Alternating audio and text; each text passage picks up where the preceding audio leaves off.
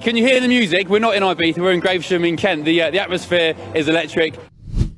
People recognise it. I mean, I've been asked a couple of times, do I work for the Red Cross? Yeah. Right, happy St George's Day to you. It's a time when England proudly celebrates its legendary patron. Except we don't, which is why on GB News we are making the point that we are celebrating it, which is why we're going to one of our favourite GB News presenters, Ben Leo, who's in Gravesham, where they know how to celebrate St George's Day in style. They do indeed. Can you hear the music? We're not in Ibiza, we're in Gravesham in Kent. The atmosphere is electric. Do you know what? It's such a refreshing scene. It's like a leaf out of the Americans book where you see so much celebration of ethnicity, of Englishness. I'm here now with Rob Batson, who is from production company Same Sky. Rob, you've been helping the hundreds of school children from across dozens of schools create all these magnificent signs and horses and creations and costumes. Just tell us about what you've been up to over the past couple of weeks, and how have the children received it?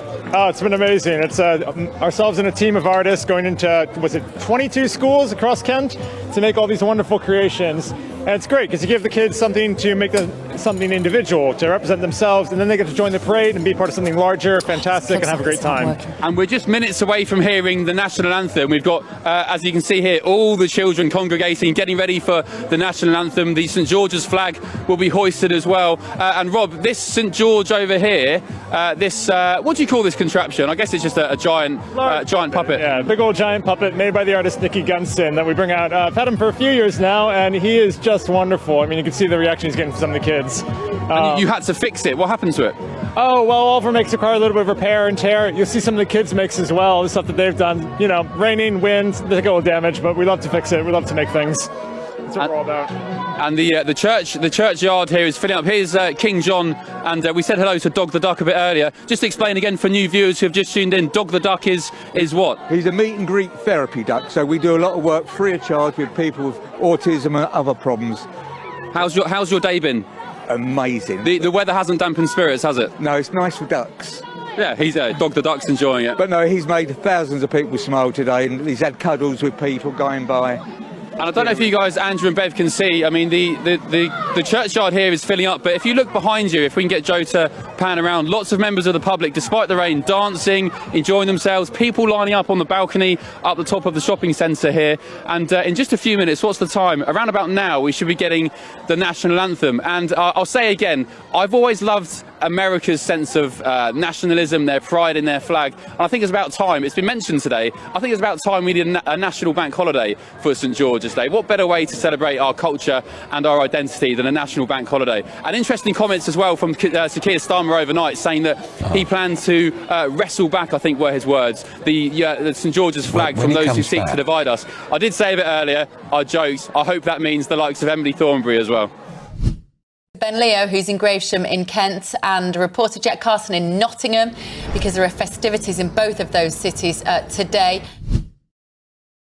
And he's a pet duck, right? He's a therapy duck, more than a pet. He's much higher up the standard. Where does he sleep? Does he sleep in your bed like a dog? Or No, has he got he a pond? sleeps in a dog cage. I live on a boat, so he sleeps in a dog cage on the boat. OK. All right, and yourself today, what's your part in today's celebrations? I'm just King John, just supporting St George, being a Christian. Yeah, it's a lovely day. And here he is. Let's make my way around to St George himself. St George. Hello. You've survived centuries of tradition to make it on GB News this morning. Yep. Congratulations. This is your big day today. What does it mean for you and the community? Every year it means the same to me. It's all about the children.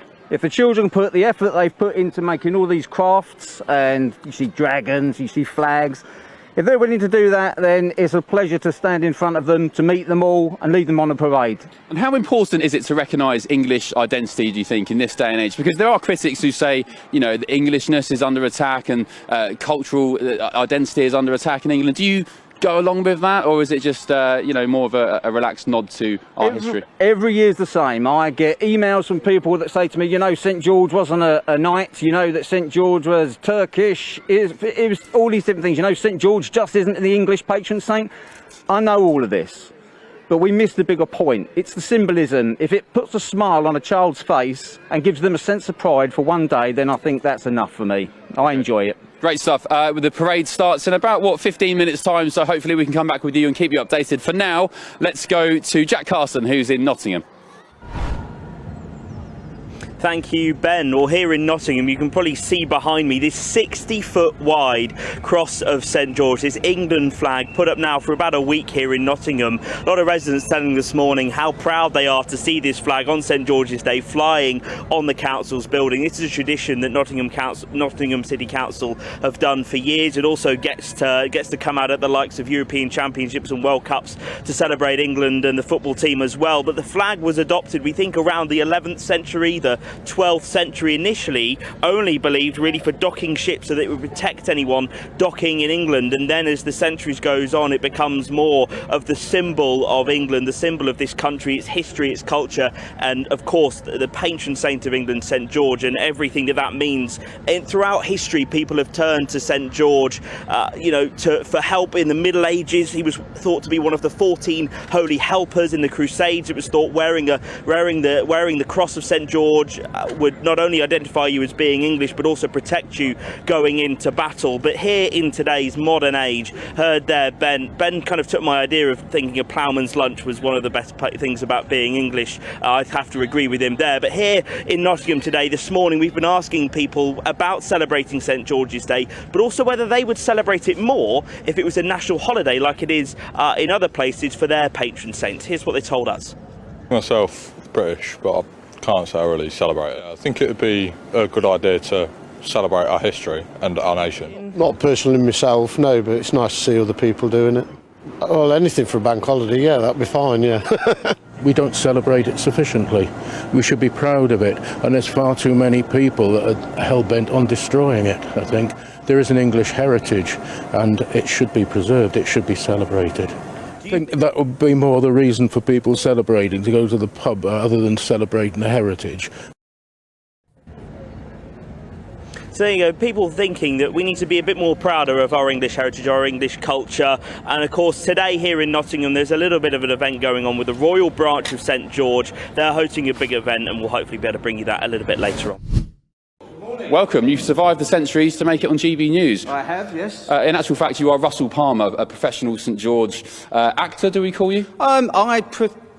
Performer, yes. I run lots of children's workshops for primary schools, lots of events and things like that. I have many different characters. I don't really answer to Russell Palmer anymore. I don't know who that person is. Just St George. Yes. You've transitioned. Yes, for the day. Good stuff. What's going on today then in the town centre? Big parade. What can we expect? Yeah, so it's because it's St George's Day. Happy St George's Day, everybody. It's the sort of thing that we do every year. It's for the children. I think it brings all the children together from all the local schools. I'll get out there in a little while, I'll be meeting them all, I'll be talking to them. The one question they always ask me is it a real sword? And I like to explain to them I'm the only person that can walk through a town centre with a real sword, so it's quite good. But yeah, it's all about the children. They show off and display all of their creations that they made for St George's Day, dragons and everything, and they really, really enjoy it. And how important is it, do you think, to instil the knowledge of St George into children? He was a defender of the faith, a martyr of Christianity. Do you think it's forgotten in this day and age? I think a lot of the times these days we don't really focus on the church here. We don't really focus on religion anymore. It's a symbol. St George is a symbol, and I get many people say to me every year, but St George was a Roman, and you say, well, that's true, but if I dressed as a Roman, nobody would know who I was. Yeah. So being this sort of symbolism here, it's kind of, people recognise it. I mean, I've been asked a couple of times, do I work for the Red Cross? Yeah. So that's always quite funny, but yeah, I think people recognise it. Lovely. Russell, St George, thank you very much.